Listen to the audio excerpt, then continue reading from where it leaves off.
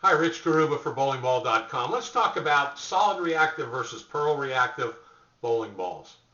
Now, I'm going to address this article to everyone, so it could be a beginner bowler all the way up to the greatest bowler on the planet. Doesn't matter.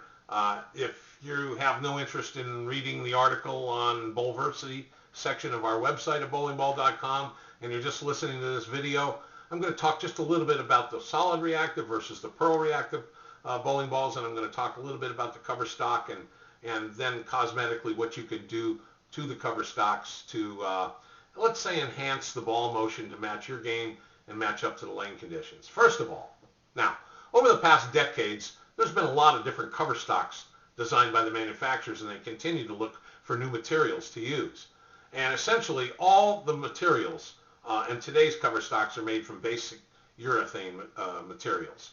Now, the reactive cover stocks were initially designed to react in a certain way on oily portions of the lanes and another on the back ends of the lanes. And the reactive cover stocks are basically composed of similar materials used in regular urethane bowling balls. However, they have different formations of chemicals, and they are blended with different additives as well.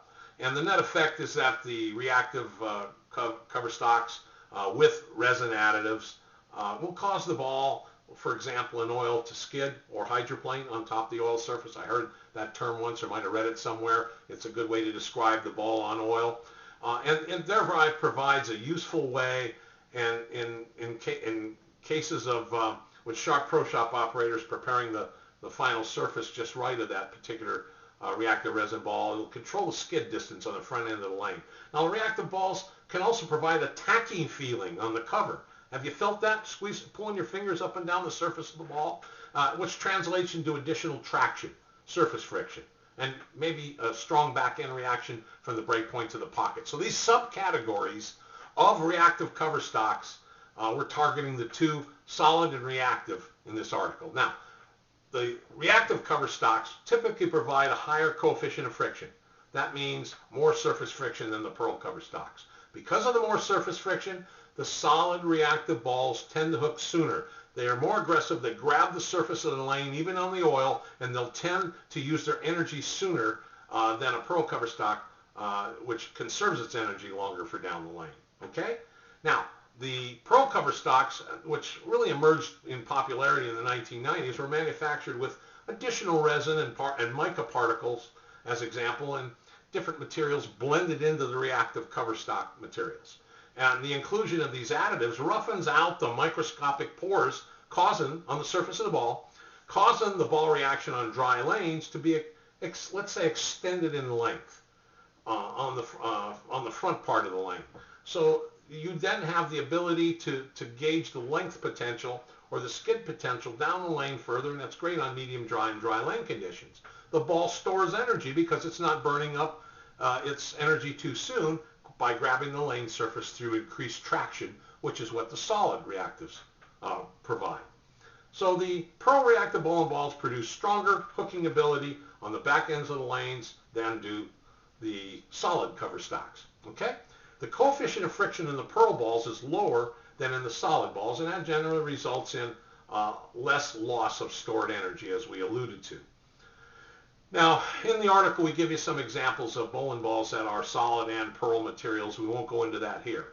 But I think what's important to know is for different average levels or entry levels or experience levels of bowlers, new bowlers, beginner bowlers, entry-level bowlers, you should learn as much as possible first about the ball surface adjustment processes.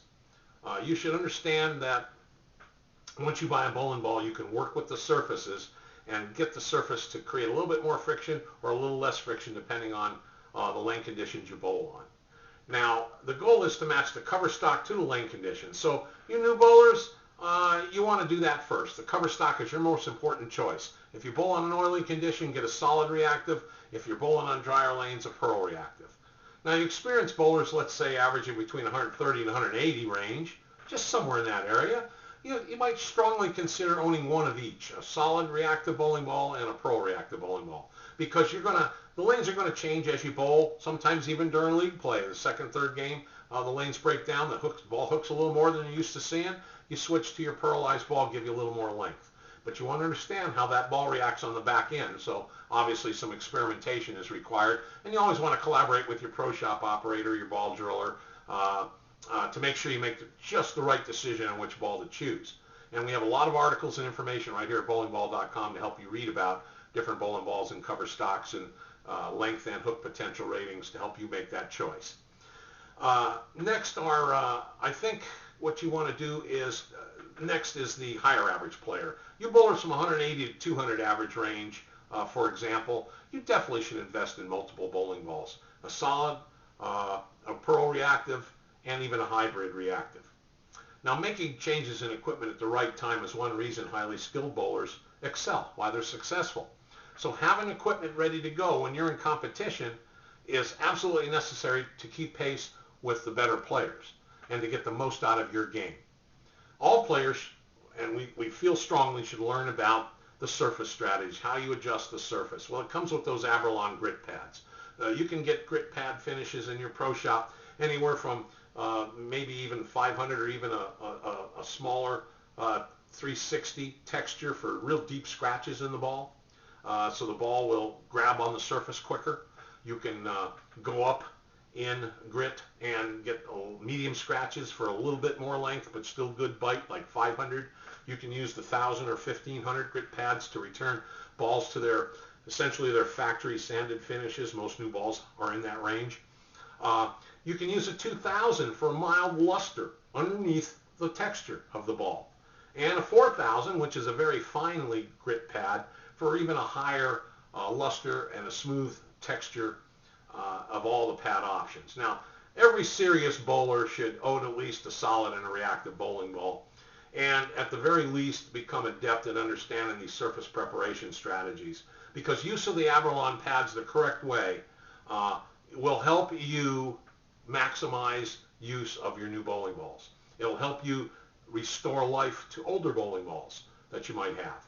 And it's absolutely vital because of changes in lane conditions, the volume of oil applied to the lane surfaces. Don't be caught short. Get yourself one of each.